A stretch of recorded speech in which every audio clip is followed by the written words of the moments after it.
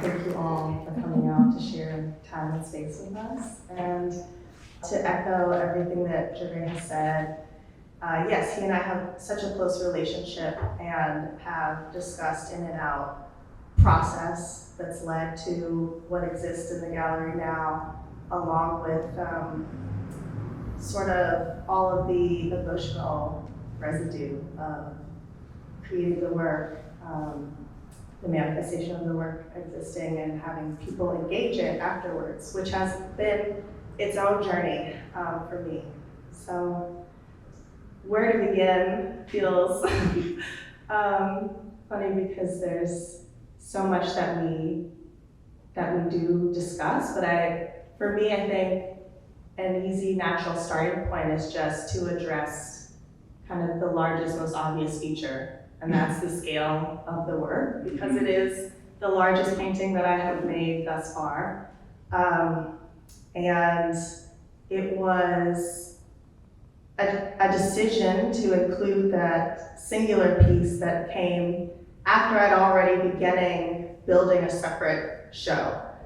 And the conversation that evolved out of a studio visit with Marianne about what really was at the core of my goals for viewer interaction and experience with the work was a sense of space, an invitation for prolonged silence and maybe even meditation or self-reflection.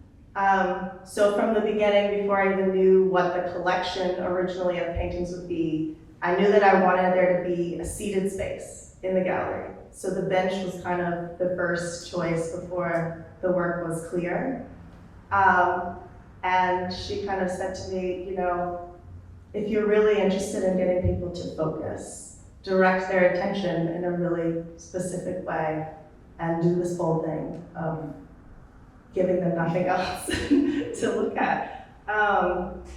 And it was a suggestion that felt like it brought everything together with intent and also was going to appropriately challenge me to deal with all of my maybe hang-ups, fears about painting, address my strengths, whatever kind of, preconceived notions I had about what made the work successful, the intimidation factor of imagining the scale before I even saw the canvas. And so it was a challenging suggestion that I embraced because I also saw it as an opportunity to,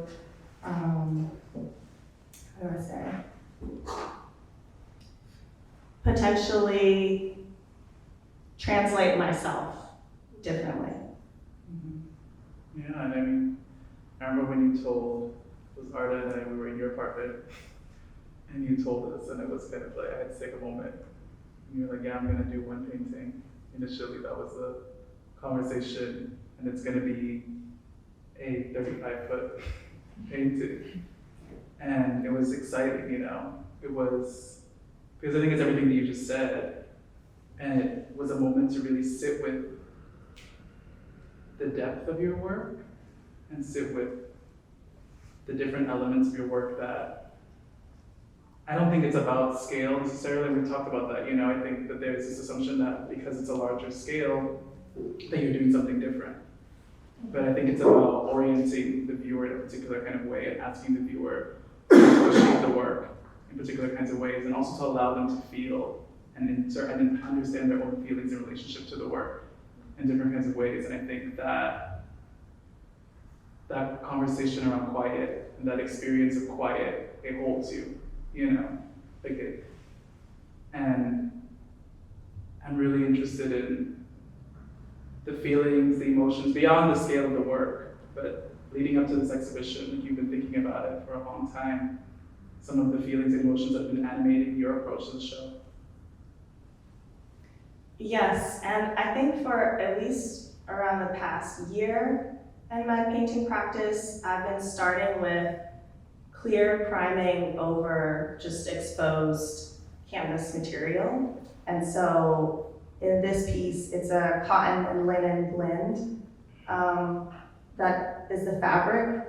And for me, it's a way to have a sense of exposure be the starting point for constructing an image, and metaphorically, it's kind of like stripping away some other conventions of painting that maybe I could get hung up on. There's no sort of like ground. The ground is the material itself, the body of the painting, and the structure. And so it's at 5 panels attached to each other across this 33 foot long surface.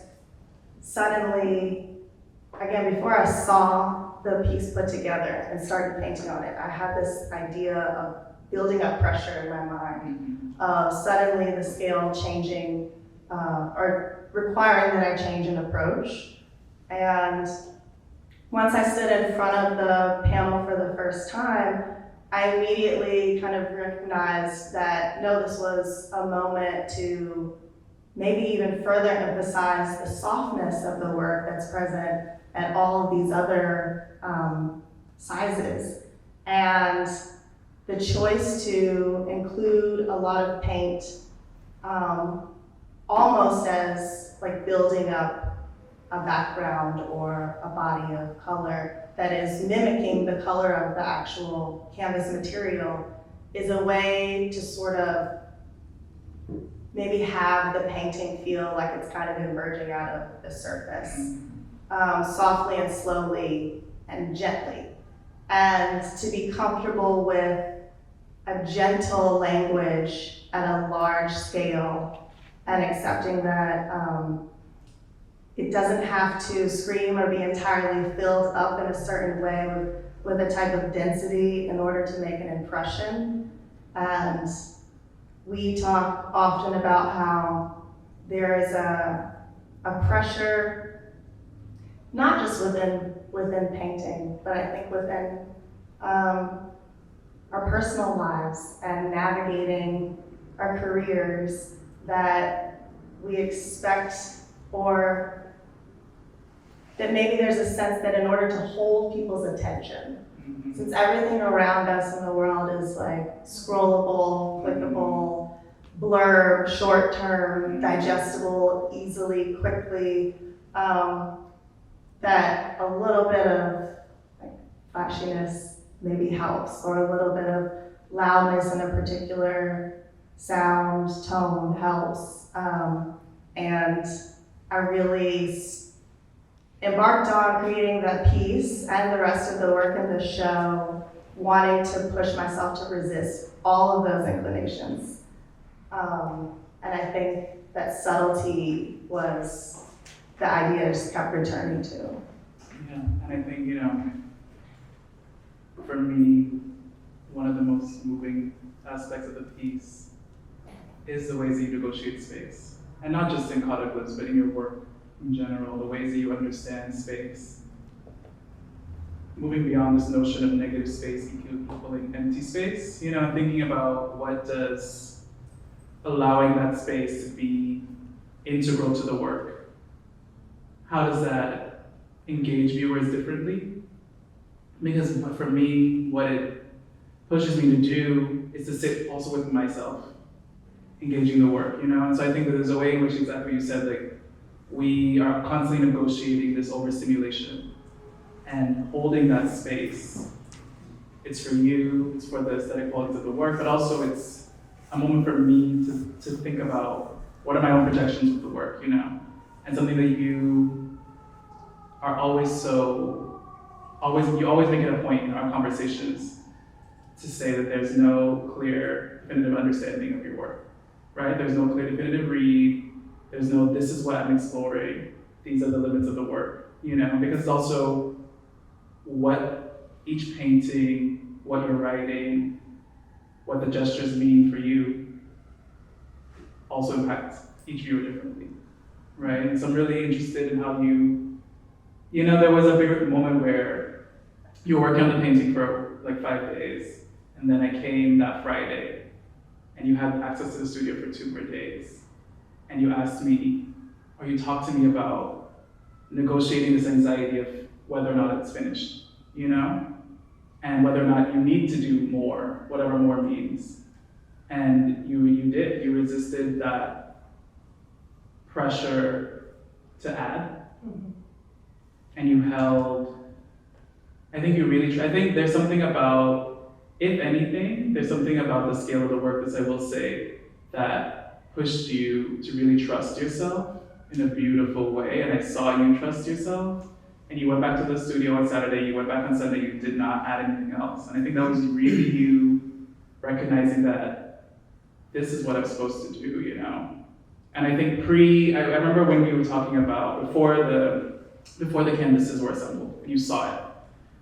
I know the anxiety you were feeling going into it, and it was really remarkable to see you lean into your intuition and lean into the anxiety and lean into the uncertainty, not fight it, but also recognize that that's all part of the work,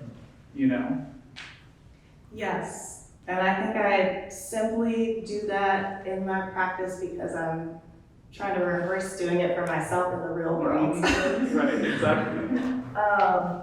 And also this idea that maybe the work can't be really easily summarized in a singular form or description isn't because they're not very particular moments that are defined and expressions that I'm very clear about to build these images. But I think then we're just talking about what happens during an act of translation. And this is what I think is so powerful about the possibilities of gesture as language. And I think about my lines and my mark making as some extension of language, of writing, text, of verbal words, of those kind of sounds of communication. And so often when we're even literally translating one language to another language, sometimes there are expressions that don't exist in a mirrored way.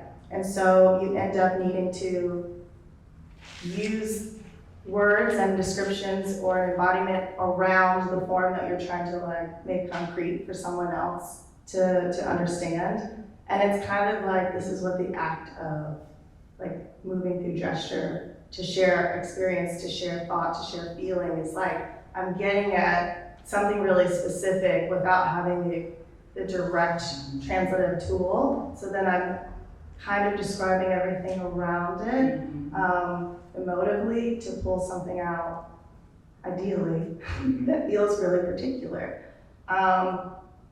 And in that is, I think, something that is very open and universal, but simultaneously I've found, and largely from the response of this show, that people can sense that intentionality. And even if they don't know exactly what difficulty I experienced, what anxiety I experienced that is housed in all of the language of that piece, they're able to touch some part of it. Exactly. And I think this would be a good moment to talk about this question of interiority. And so, for me, a lot of my own writing and my curatorial practice thinks about interiority, thinks about the relationship between interiority and Black life, the ways in which we overlook interior selves, whose interior selves are prioritized, and where space is made for some discussions of interior self and where it's neglected. And when I'm thinking about interior self, it's the emotional landscapes that we each possess, it's the richness, the complex feelings that we each negotiate, the contradictions, and it exceeds language, and so much in our conversation we talk about the fact that there's almost often a futile push for resolution, and I think so often we seek resolution because resolution becomes equated to healing, or resolution becomes equated with an end to something, some kind of conflict, whether it's interior or whether it's with other people. That resolution is a way of moving forward. And so much of your work, at least the way that I experience your work, is holding things that exceed language, holding emotions that exceed resolution, and moving away from this demand to resolve, right?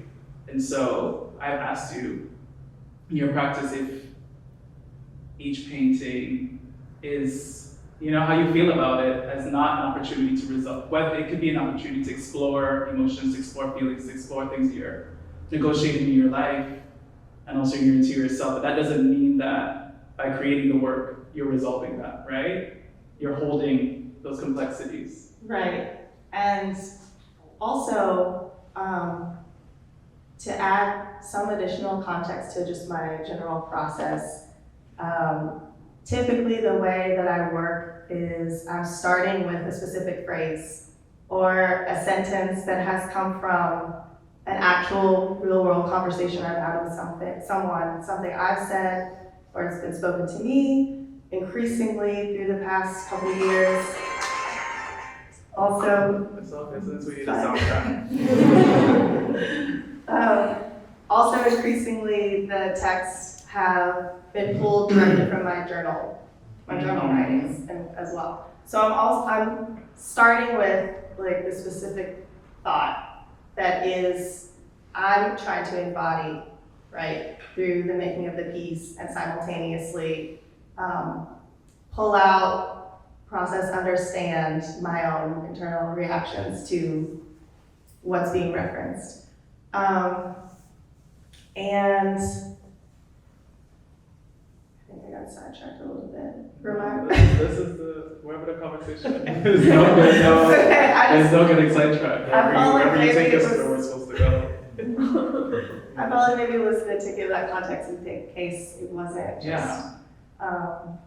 But thinking about your work as moving away from this notion of resolution. Mm-hmm. Because in the same way that the journal texts are me working through something, it's a response, and I think of them as really similar kinds of documents of, an internal dialogue or an emotional response to things in the same way that the paintings live in the world. So if anything, it's a record of moving through something instead of an arrival point. Yeah. Since we've been talking around it a little bit, this is the first exhibition where you include your writing practice in more kind of explicit, named ways. And so, your work has always been, your writing practice has always been a part of your work, but you're allowing the viewers, you're allowing all of us these really intimate moments into some of the things that you've been thinking about for a long time with the printed journal pages. And there's two things. One, for me, I want to hear a little bit more about what your writing practice means as part of your larger practice, and also what it meant for you to include the journal pages as part of the exhibition. And now, you have talked to me about your writing for years, and you have, so many journals. But what was it about this moment that you felt, this is the moment that I want to also introduce this? Because you're a writer, and I think we joke about it, but you're a writer, your writing is powerful, you're a poet, and so. Well, thank you. I think I'm still getting to a place of being able to describe myself as a writer, but I think that I had an extended series of journals that became more focused and consistent during 2020, and had them and wanted to share them because I recognized that it was, again, it was echoing the way I'm processing that's happening alongside the paintings. But it needed to be, I had a hard time figuring out what that would actually look like. How do I share the words with people? Is it audio? Is it just text that's included in a press release or a statement? None of these things really felt right until I kind of recognized that I wanted to give people notes from my personal life. I wanted it to feel like that was what was happening. And I make notes all the time in my studio, at my home, give notes, give written things to people that I care about. And so it just made the most sense once I contextualized it that way to have them be repeated documents. And there is an incredible printmaking studio that I worked with in Paris called Edem, and they have this very contemporary lithography process where they're basically able to make digital replicas of documents, mimic the texture of the paper. They were able to completely reproduce down to like the color, the feeling of what the edges of the pages looked like when they were ripped out of my actual journal, and do that 20 times for each of the five, entries. And so that way, yes, they're replicas, but simultaneously it's the closest form I could get to sharing something really personal and direct. And so in that way, it's like, it's a different kind of language as the gestures in the painting, but then it's the same kind of gift or offering. And really, I think that the timing of the alignment of coming to that conclusion, having the availability to work with this print studio, and having this large piece, some of that was like serendipity because the quietness of the smaller room with those smaller pages that require you to kind of be very close to see and understand them in contrast and juxtaposition with this other type of intimacy is something that I think works really well together in the show, to just also think about different ways of approaching, like not only softness, but a type of looking. Yeah, that's exactly what I was going to bring up. So I want to hold on to the offering as a gift and come back to that in a second, but to kind of expand on what you were talking about, the conversation between Caught a Glimpse, which is the larger piece, and then the journal pages, and also the works on paper that are in that room, the journal pages, and how you see all of those works in conversation. And, you know, like it was interesting. So the journal pages were first, right? And then Caught a Glimpse was painted. And then, was it like a week or two? How many weeks after did you paint those works on? Did you do those works on paper?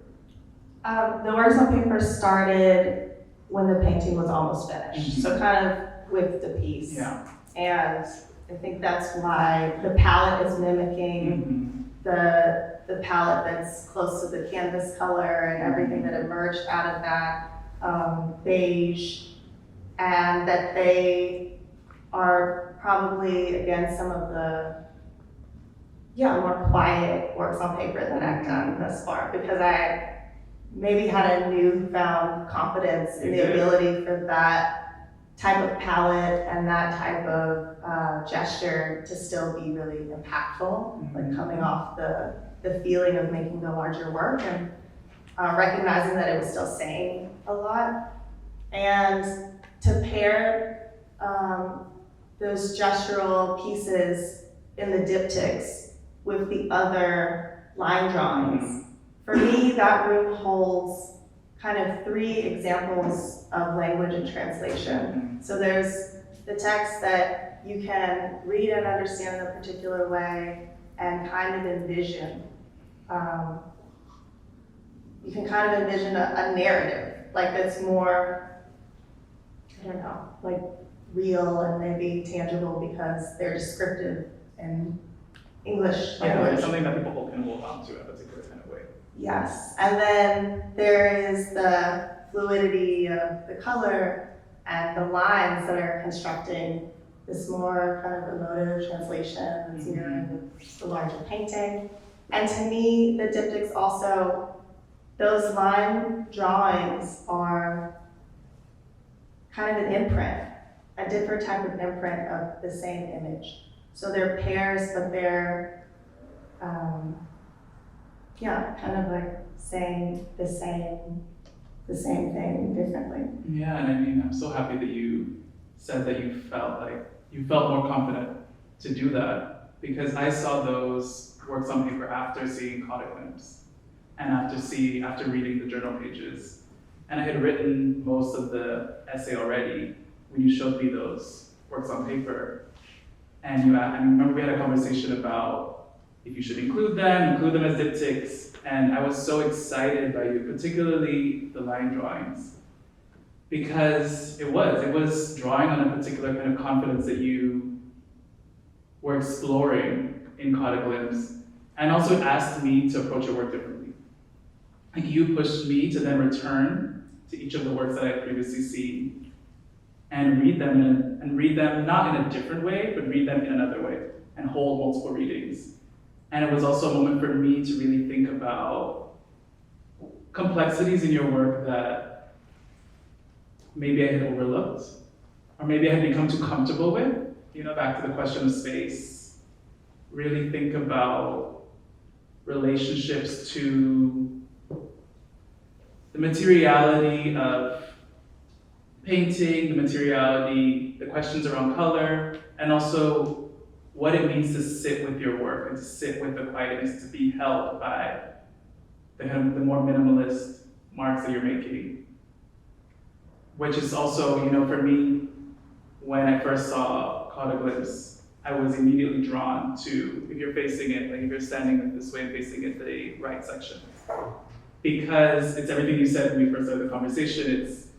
You're leaning into the colors, into the beige, into the gray palette. It's choosing colors that in some ways mimic the canvas. It's asking the viewer to sit with space. And for me, it was brave. And for me, it forced me to also open myself up to the work. And I think in some ways, the line drawings, it was a similar experience. And then I returned to the work. And I changed parts of the essay because it allowed me to expand the ways that I was thinking about the exhibition in general. Yeah, and you asked me, I think, close to completing the text that you wrote, if I considered my work a type of minimal abstraction. And I had not ever thought of that before. And I think that also it's because I've evolved to a new place just recently with the manifestation of this piece. But I know that you also just curated a show, Denzel Hurley, and you've written about Jenny C. Jones's work, and thinking about that, your relationship to those other artists, and even imagining placing myself in a context adjacent to them is, it's interesting. It feels really freeing. The idea that still so much can be communicated with so much subtlety, and this is something that we saw the Jenny C. Jones show maybe a year ago here in Chicago, and the work was, it held both of us, it pulled us in because it required us to do this kind of deep, slow looking, and it would have been so easy for us to have missed so much information in that space if we had moved through it more quickly. And that definitely left an imprint on me. And so maybe there's like a residue of that. Yeah, I mean, I think you said it, it's your work, it's about the conversations that you have with people, it's about encounters in your life, it's about all these different moments. Maybe it's also moments that you can't quite name, but you feel, it's all moments that also exist in your subconscious that then come through in the work in different ways. And I can't remember exactly which piece, I can't remember the name of the piece, but there was a piece of Jenny C. Jones that had a drip, And we talked about it for a long time, whether that drip was on purpose or by accident. And that tension or that tight space between an intentional gesture and one that perhaps wasn't meant to be, and whether you can even name it as one way or the other, what does it mean for it to be intentional? What does it mean for it to be not on purpose? And also that moment of thinking about the people that you mentioned, Denzel Hurley, thinking about returning to work over and over again, the same painting, the same piece, and also that moment when you decide to stop, which I don't necessarily think means it has to be finished. I don't think that understanding of work as being finished or complete, I don't necessarily think it has to have that label, but when you decide to stop and negotiating those feelings.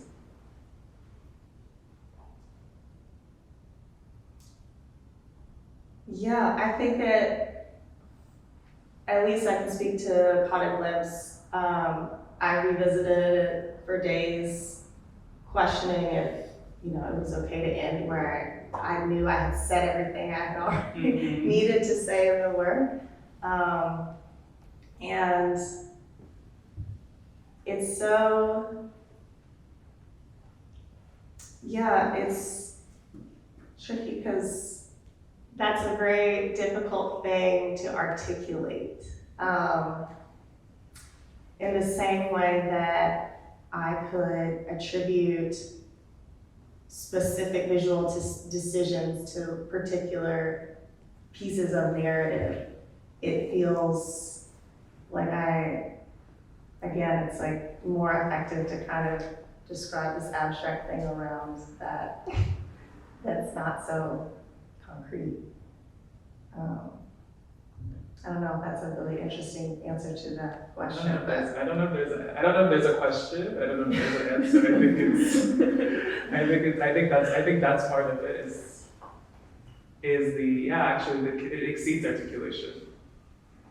And so much of our conversations, I feel like we stop. We don't end, but we stop with, I'm not sure, or it could be this. It can also be this. And the multiplicity, and I think I want to go back now to this, talking about the gift and the offering, because that's about multiplicity, that's about your understanding of space, that's about offering viewers your journal pages, but also offering viewers different entrance points into the work. And what the space does and your relationship to negative space, it also asks the viewer to also sit with themselves. Whether it is sitting with themselves, sitting on the bench, looking at the work, but also walking along and seeing where your eyes are drawn, seeing where your mind goes, where the work takes you. I think that's a really intimate offering. I think that's really generous. And we've talked about, now it's bringing my mind is going to so many different things, but we've talked about so much of my work is rooted in Black feminism, Black feminist theory, Black feminist praxis, and for me, part of Black feminist praxis is, sorry, I've not been talking in the mic.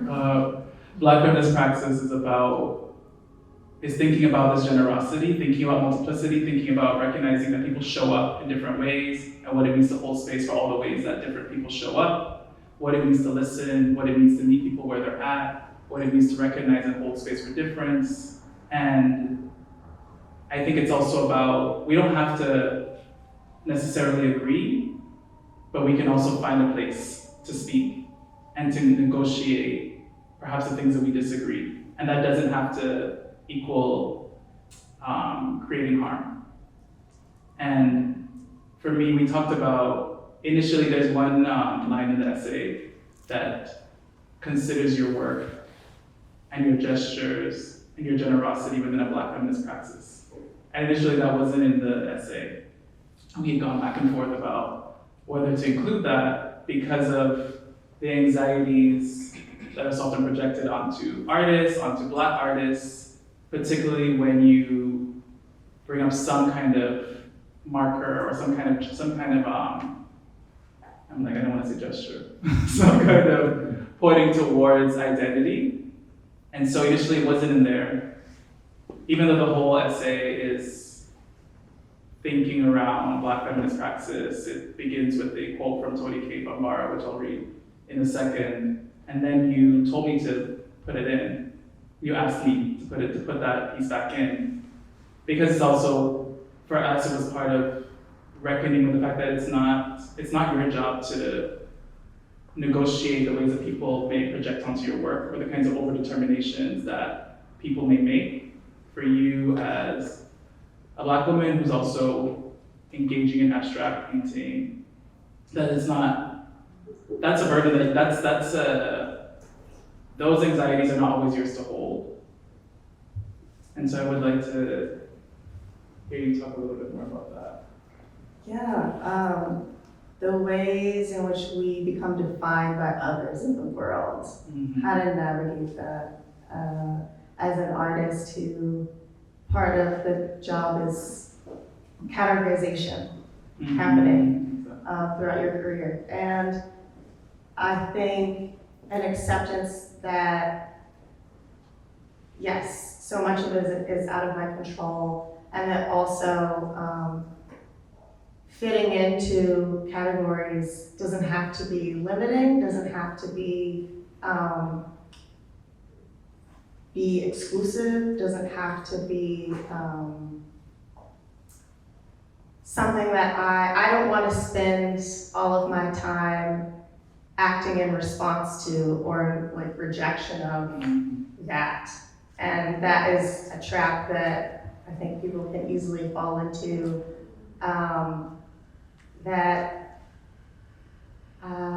I would rather take more of an opposite approach of attempting to allow myself to contain all these multiplicities and have a higher hope or expectation for others to get to that place too, to be able to read and engage with them,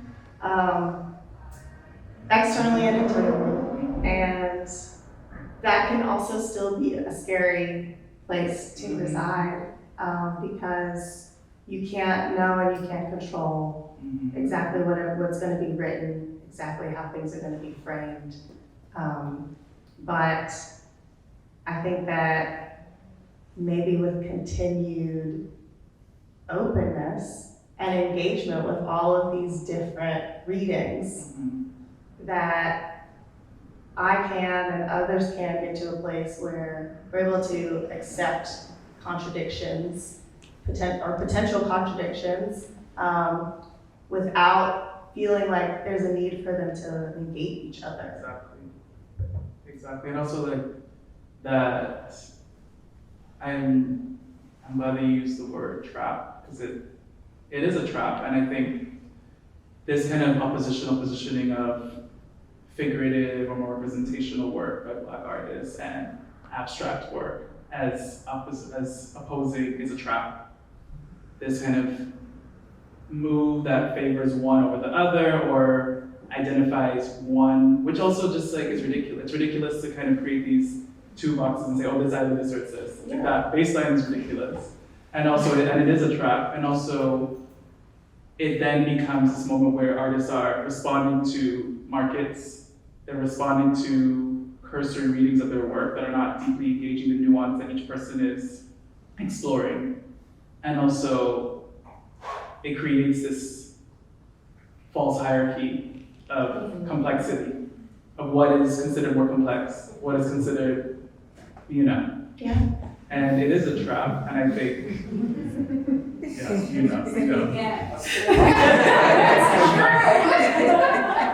it is a trap, and I think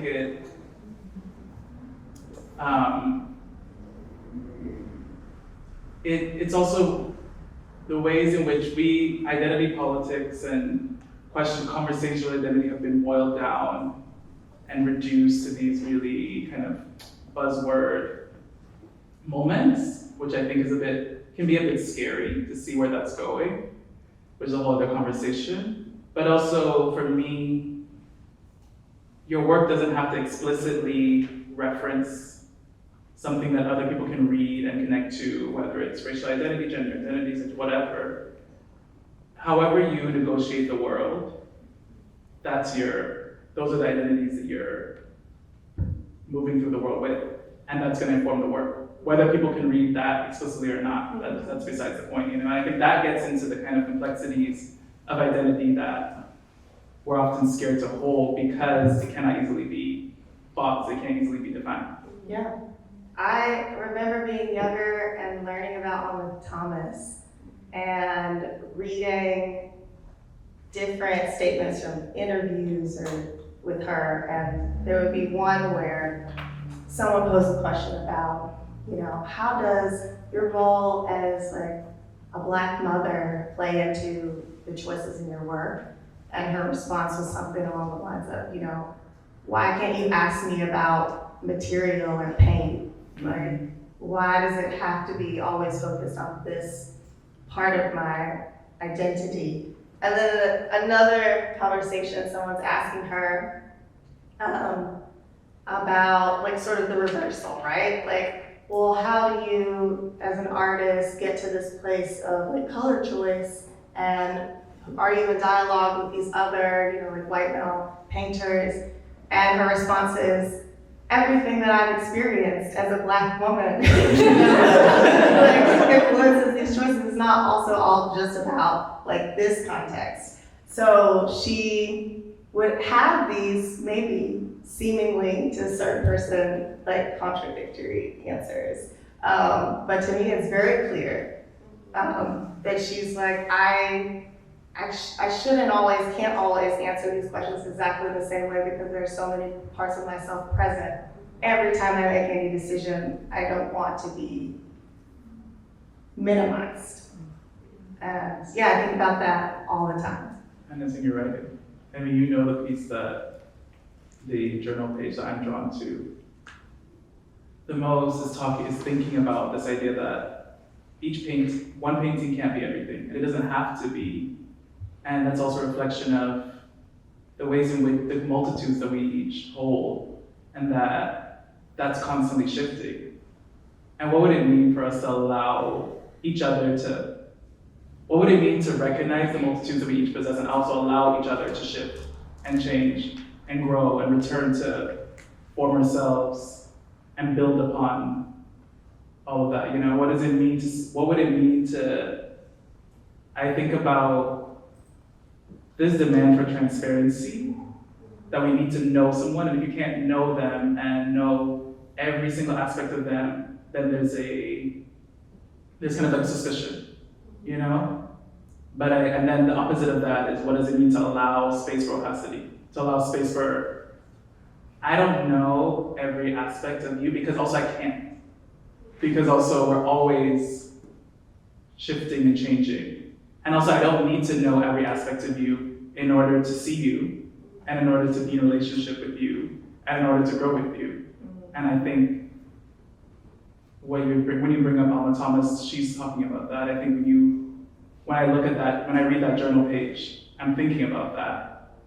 And I think that when we move away from these kind of oppositional, figurative, representational work, abstract work, we move away from that and think about the nuanced conversations that are happening across, and also the nuanced exploration that each artist is pursuing in their work, and engage it on those terms, rather than this kind of superficial, this versus this. There's such richness there, and also such richness in engaging with your work and not having a distinct read. Because at the end of the way, there's no distinct read, there's no distinct, these are the three sentences that encompass everything that you're exploring in your practice. That's not possible. No, I don't know. I feel like also it's not possible for anybody. Right. Regardless of whether or not they're making an attempt to be more legible, digestible, whatever. That's, the truth. Yeah, I'm gonna read the section of Tony K. Bambara. So the essay starts off with a quote from Tony K. Bambara, who was a black feminist thinker, a writer, poet, and I chose this quote because we talked a lot about, well, moving away from this idea of resolution and thinking about healing away from nonlinear perspectives, thinking about wellness away from nonlinear perspectives, thinking about it as a continuous process that's also shifting depending on where we are in our lives. And it says, are you sure, sweetheart, that you want to be well? Just so as you're sure, sweetheart, I'm ready to be healed, because wholeness is no trifling matter. A lot of weight when you're well, and that's from the Salt Eaters. And we've talked about resolution.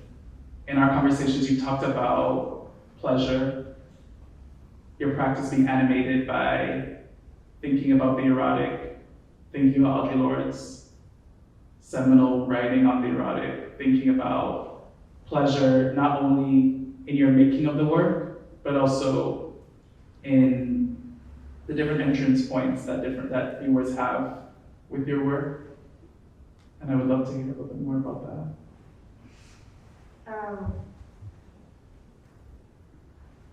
I think, especially, making this really large piece, the work is always, it feels really immediate to me. So I don't do preliminary sketches or maps of what paintings will be. And so I knew that it just was going to be really reflective of exactly what I was holding at the time that I made the work. And also leaning into that personal need and desire for sometimes expulsion or, that feels like the best, like that something needs to be potentially expelled, and embracing that, whether it's something that's about maybe a heavy emotional release or a passionate, pleasurable one. And sometimes those things happen in the same space and overlap. Exactly. That all of it should be available is valid, and that there's something about, this ability to free myself from maybe any fear around facing those emotions and sharing them, even though it's veiled through this particular language, it's still present. And there's still a vulnerability for me involved in planting it in the work. But it's, I guess, a type of catharsis that I think is really healthy for me, and largely I feel fortunate constantly that I'm able to do this work out of my own honest personal necessity, and it has a place in the world somehow for other people. I feel really, really fortunate to have found that niche. So, No, it's all of that. And I think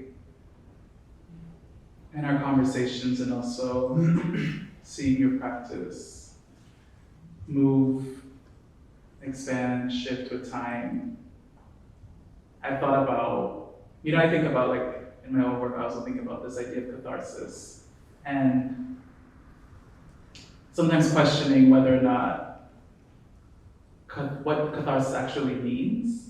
Because I think in some ways catharsis might be interpreted as I have experienced this feeling and now I can move through. And there's a fear, there's also an anxiety around expulsion. What if you expel so much and you can't bring yourself back together? What if repair is not possible? And what if we don't know what repair looks like? And what if repair is an extended process? What if we're constantly in negotiation of repair, constantly in negotiation of healing? And to explore that in your work is also, there's a lot of feelings and I don't even know how else to say that. There's a lot of feelings in that to also allow yourself to explore those experiences in your work. And it goes back to this question of resolution or moving away from this notion of resolution.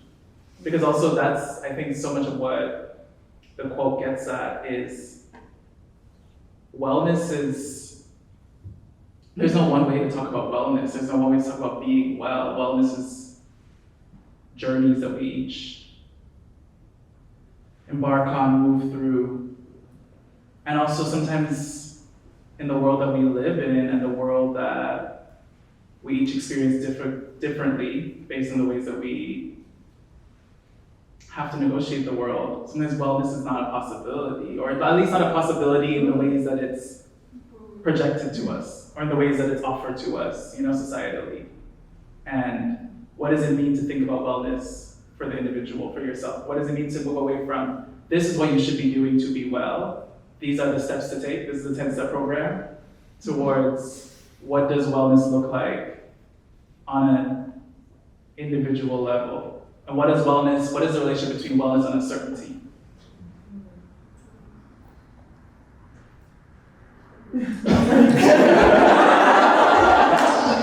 I will say, I think something that you're getting at about a type of continual seeking is so much of what my practice is about, and I think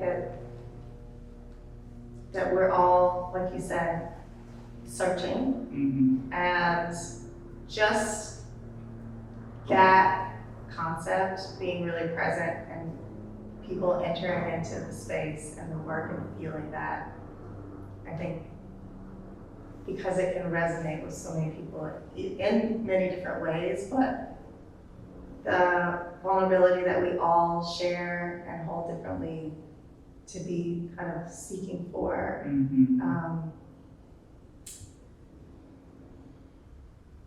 maybe to be seen, to be felt, to be heard. I think that's maybe what kind of holds people in the space.